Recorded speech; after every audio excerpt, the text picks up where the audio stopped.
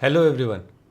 आज मैं आपको बताऊंगा कैसे मैंने मेरे GS2 के मार्क्स 79 से इम्प्रूव करके 114 स्कोर किया। मैं बताऊंगा मैंने क्या क्या चेंजेस किए और मेरी क्या क्या मिस्टेक्स रही GS2 के प्रिपरेशन में और GS2 के आंसर राइटिंग में, और फाइनल पेपर में क्या क्या मिस्टेक्स रही पहले और मैंने उनको कैसे इम्प्रूव किया, क्या क्या चेंजेस किए जिससे मैं 25 मार्क्स इम्प्रूव कर पाया और I could score 114 in my GS2 paper. तो सबसे फर्स्ट पॉइंट ये है कि जब मैंने पहली बार मेंस लिखा तब मैंने सिलेबस ही कवर नहीं किया। मैंने सिर्फ ऊपर ऊपर जो भी नोट्स मिले उनको ही शॉर्टन किया और वही पढ़ के गया। ना ही मैंने अच्छे से सिलेबस के नोट्स बनाए, ना ही उसको रिवाइज किया, ना ही आंसर राइटिंग प्रैक्टिस की। जो भी बेसिक चीज़ें हैं वो मैंने मिस कर दी और रिजल्ट था कि बहुत ही पुअर मार्क्स। इसीलिए जब मैंने मेरा रिज़ल्ट देखा फर्स्ट मेंस का, उसके बाद मैंने GS2 के लिए सिलेबस, सबसे पहले सिलेबस देखा। सिलेबस के हर एक पॉइंट पे जो हमारे सब्जेक्ट्स है, polity, governance, social justice and IR, उन सब पॉइंट्स पे मैंने नोट्स बनाए। उन नोट्स को कंसोलिडेट किया। हर पॉइंट में मैंने देखा कि करंट अफेयर्स अगर कोई भी न्यूज़ में है तो उसको करंट अफेयर्स से लिंक किया, उसमें एग्जाम्पल्स ऐड किए। ऐसा करके मैंने सबसे पहले एक मेरा बेस बनाया जो था नोट्स, जिनको मैंने बार बार रिवाइज करके उनको अच्छी तरीके से कंसोलिडेट करके उसको बाद में मैंने शॉर्ट नोट्स में कन्वर्ट किया। शॉर्ट नोट्स बनाना इसलिए ज़रूरी है कि एग्ज़ाम के पहले दिन हमें रिवाइज करना पड़ता है कम समय में। हमें GS1 और GS2 ऐसे के बाद रिवाइज करना पड़ता है। तो इतने कम समय में हमारे पास ऐसे नोट्स होने चाहिए जो हम आधे या 1 घंटे में रिवाइज कर सकें। अक्सर मैंने देखा है कि हम एक गलती करते हैं। जब हम प्रिपेयर करते हैं तब हम एक टॉपिक कहीं और से पढ़ते, दूसरा कहीं और से पढ़ते वक्त हमें लगता है कि हम इनको बाद में तो कवर कर ही लेंगे या रिवाइज कर लेंगे, या क्यों मैं अभी नोट्स बनाने में मेरा टाइम वेस्ट करूं। अगर आप भी ऐसा सोच रहे हो तो ये गलत हो सकता है, क्योंकि नोट्स बनाना बहुत इम्पॉर्टेंट है ताकि आपका रिसोर्स, आपके जो भी कंटेंट है वो एक जगह पे चाहिए, ताकि आपको पढ़ने में और बाद में रिवाइज करने में भी आसानी हो। तो फर्स्ट पॉइंट तो हो गया सिलेबस के अकॉर्डिंगली नोट्स बनाना। ये बहुत इम्पॉर्टेंट है और हर पॉइंट के लिए आपको नोट्स बनाना है। Specifically polity, governance and social justice, ये ऐसे सब्जेक्ट है यहाँ पे आपको नोट्स बना के बहुत फ़ायदा होगा। और आपको गवर्नेंस और सोशल जस्टिस, ये तो लो हैंगिंग फ्रूट है, आप इनमें बहुत अच्छा स्कोर कर सकते हो। और आपने देखा होगा कि जो थीम्स है, कुछ पॉवर्टी, एजुकेशन, हेल्थ सेक्टर, ऐसी थीम्स है यहाँ पे क्वेश्चंस रिपीट होते। तो अगर आपके पास पहले से ही नोट्स रेडी हो तो आप एक अच्छा आंसर लिख सकते हो। सेकेंड पॉइंट ये है कि सिलेबस के बाद आपको सबसे इम्पॉर्टेंट काम करना है, वो है PYQs। PYQs को आपको पढ़ना है, अच्छे से उनको अंडरस्टैंड करना है। You have to read it word by word, you have to understand the demand of the question. आप सबसे पहले PYQs को पढ़ के उन्हें ब्रेनस्टॉर्म कीजिए। एक लिमिटेड टाइम आप अलॉट कीजिए खुद को। आप 2 मिनट दे सकते हो फॉर 10 मार्कर्स, आप ले सकते हो 3 या 4 मिनट्स फॉर 15 मार्कर्स। और उस टाइम में आपको ब्रेनस्टॉर्म करना है। आपको क्वेश्चन पढ़ के सोचना है कि अगर ये क्वेश्चन आएगा तो मैं इस क्वेश्चन में क्या इंट्रो लिखूंगा, बॉडी में कौन कौन से पार्ट्स होंगे, मैं इस आंसर को कैसे डिवाइड करूंगा, उसमें क्या क्या काउंटर पॉइंट लिखूंगा, सजेशंस क्या लिखूंगा, वे फॉरवर्ड क्या लिखूंगा, और मैं कंक्लूड कैसे करूंगा। ऐसे आपको लिमिटेड टाइम में ब्रेनस्टॉर्म करना है। आप उनको स्क्रिबल भी कर सकते हो। ऐसे पॉइंट्स को स्क्रिबल करना है और उनको बाद में पढ़ो आप, तो आपको समझेगा कि आप कैसे थिंक कर रहे हो। क्या आपने उसी डायरेक्शन में सोचा जिस डायरेक्शन में क्वेश्चन आपको पूछ रहा है? क्या आपने क्वेश्चन के कीवर्ड पे भी ध्यान दिया कि अगर डिस्कस है तो आप देख रहे हो क्या कि आपको कैसे आंसर लिखना है? तो आप जब ब्रेनस्टॉर्म करोगे और तो आप जानोगे कि आप क्वेश्चन की डिमांड मीट कर रहे हो या नहीं। You have to write what has been asked in the question and not what you know. ये आपने सुना होगा, पर ऑफन ये आप मिस करते हो क्योंकि जल्दबाजी में या क्या निग्लिजेंस की वजह से हम डिमांड मिस कर जाते हैं। या कई बार ऐसे होता है हम एक दो वर्ड पढ़ते हैं और उनके बारे में जितना हमें मालूम है हम उसको लिखना चालू कर देते हैं और क्वेश्चन कुछ और ही पूछता है। तो सिलेबस के बाद सेकेंड जो पॉइंट वो है पीवाईक्यूज। पीवाईक्यूज को आपको अच्छे से स्टडी करना है। पीवाईक्यूज को आपको सिलेबस के साथ लिंक भी करना है। आप देखो कि कौन से सिलेबस से कौन सा पीवाईक्यू आया है। क्या वो पीवाईक्यू न्यूज़ में था? अगर वो था तो क्यों था?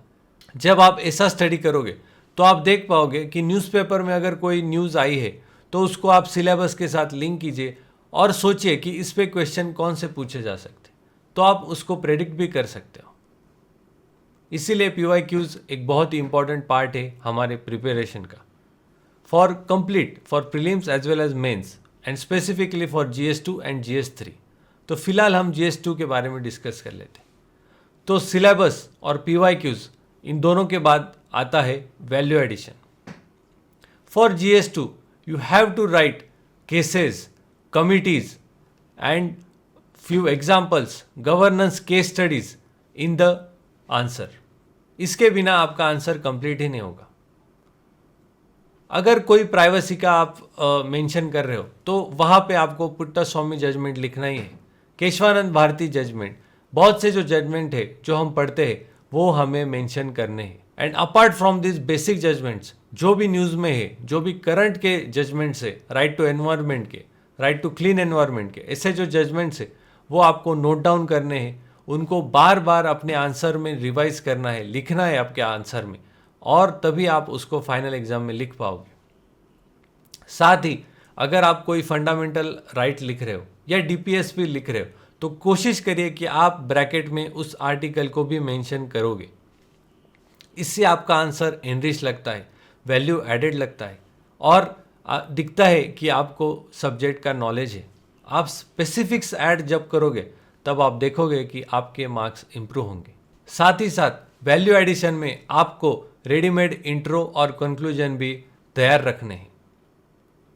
आपने देखना है कि कौन से थीम्स हैं जो बार बार रिपीट हो रहे। फॉर एग्जांपल पंचायती राज हो गया, सेल्फ हेल्प ग्रुप हो गया, माइक्रो फाइनेंस हो गया, ऐसे कोई जो थीम्स है वो बार बार रिपीट होते। पीवाईक्यूज में आप देखोगे कि ये थीम इम्पॉर्टेंट है, तो ऐसे थीम्स पे आपको इंट्रो और कंक्लूजन रेडी रखना है। आप देखोगे अगर कोई थीम पे आप कोई इंट्रो या कंक्लूजन रेडी रखोगे, फॉर एग्जांपल पंचायती राज, उस पर अगर आपके पास कंक्लूजन रेडी है तो आप बहुत से क्वेश्चंस ऐसे होंगे पंचायती राज के, वहाँ पे आप आपका कंक्लूजन लिख पाओगे। जैसे मैंने भी पार्लियामेंट्री कमिटीज के लिए एक कंक्लूजन रेडी करके रखा था और मैंने उसको प्रैक्टिस भी किया था। एंड जब मेरा GS2 का पेपर था जिसमें मैंने 114 स्कोर किए, उसमें कमिटीज़ का क्वेश्चन आया और उसमें मैंने वही कंक्लूजन लिखा। इससे आपके दो फायदे होते, आपका एक टाइम बचता है सोचने के लिए कि मैं क्या लिखूं, और दूसरा ये है कि आप एक अच्छा कंक्लूजन लिखोगे, ना कि कोई वेग। और कंक्लूजन आपका आंसर का बहुत इंपॉर्टेंट पार्ट है। और जब आपका टाइम बचता है, आप देखोगे जब प्रैक्टिस आप करोगे, एक एक मिनट भी आपको बहुत इंपॉर्टेंट होता है पूरे एग्जाम में। तो सिलेबस, पीवाईक्यूज और वैल्यू एडिशन के बाद नेक्स्ट स्टेप है practice. You have to practice answer writing. सिर्फ ब्रेनस्टॉर्म करने से काफ़ी नहीं होगा, आपको खुद को आंसर लिखने पड़ेंगे। और मैं सजेस्ट करूँगा आप UPSC के ही पीवाईक्यूज लिखो। कोशिश करो कि आप 3 घंटे में 1 साल का कोई तो पेपर प्रैक्टिस कर रहे हो। मैंने मेरे केस में पिछले 5 साल के GS2 के पेपर्स मैंने टाइम बाउंड में लिखे थे और उनको इवेल्युएट भी किया था, क्योंकि UPSC के क्वेश्चंस आपने देखे होंगे, उनकी लैंग्वेज, उनका पैटर्न एक अलग होता है और वो आपको प्रैक्टिस के लिए बहुत ही अच्छा रहेगा। तो ये तो मेरे 4 मेन पॉइंट्स थे, syllabus, PYQ, value addition and answer writing practice. इसके साथ IR के लिए मैं आपको कहूँगा, IR को आपको न्यूज़पेपर के थ्रू कवर करना है। देखना है कि इंटरनेशनल अफेयर्स में, इंटरनेशनल रिलेशंस में कौन कौन सी ऐसी इंपॉर्टेंट चीज़ें हैं, कौन सी नई कॉन्फ्रेंसेस है या कोई नया ट्रेड पैक्ट अगर इंडिया ने कोई साइन किया किसी कंट्री के साथ, तो वो कंट्री इंपॉर्टेंट हो जाती है। इस तरीके से भी आप आपका आईआर प्रिपेयर कर सकते हो। साथ ही साथ आप देखो, अगर कोई कंट्री न्यूज़ में है तो इंडिया और उसके रिलेशंस के आप नोट्स बनाओ, उसके हिस्टोरिकल रिलेशंस क्या थे, उसके कल्चरल जो भी एंगल्स है, इकोनॉमिक है, एनवायरमेंटल है, कोऑपरेशन है, जो भी है वो आप देखो, उनको नोट्स में लाओ, रिवाइज कीजिए। तो इस तरीके से आप आपका GS2 का स्कोर बढ़ा सकते हो।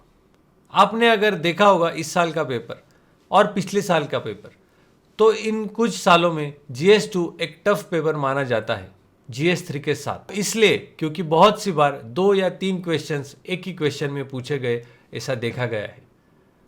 और जब हम सेपरेट करके पढ़ते हैं तो हमें ऐसे क्वेश्चंस आंसर करने में दिक्कत होती है।